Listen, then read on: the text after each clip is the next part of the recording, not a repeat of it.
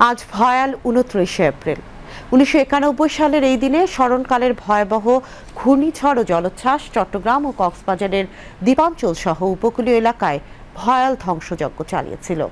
রাতের আধারে লণ্ডভণ্ড হয়ে যায় উপকূলীয় জনপদ, জলোচ্ছ্বাসে তলিয়ে যায় বিস্তীর্ণ এলাকা। সরকারি হিসেব অনুযায়ী এই ঘূর্ণিঝড়ে প্রাণ হারায় প্রায় ১,৩৮,৮৮২ জন মানুষ। গবাদি পশুর পাশাপাশি ব্যাপক ক্ষতিগ্রস্ত হয় গাছপালা ও ঘরবাড়ি। সেদিনের ভয়াল স্মৃতি মনে এলে এখনো আঁতকে ওঠেন উপকূলীয় অঞ্চলের বাসিন্দারা। আরও জানাচ্ছেন সীমা শারমিন।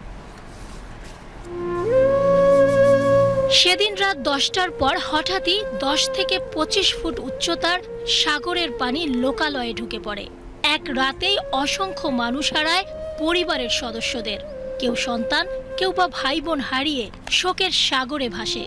বন্দরনগরী চট্টগ্রামের হালিশহর, আগ্রাবাদ, কাঠঘর বন্দর ও পতেঙ্গা এলাকা তছনছ হয়ে যায়।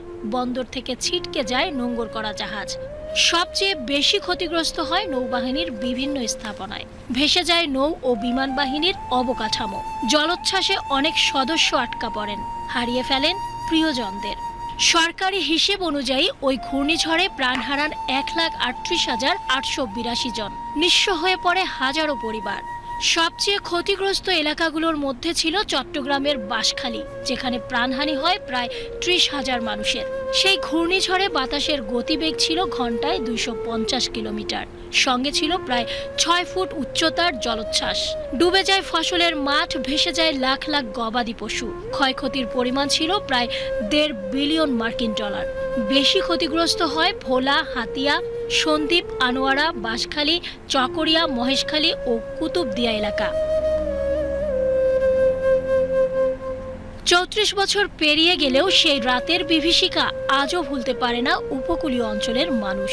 এই দিনটিকে স্মরণে উপকূলীয় অঞ্চলের অনেকেই পরিবারের হারানো সদস্যদের জন্য দোয়া ও মিলাদ মাহফিলের আয়োজন করেন।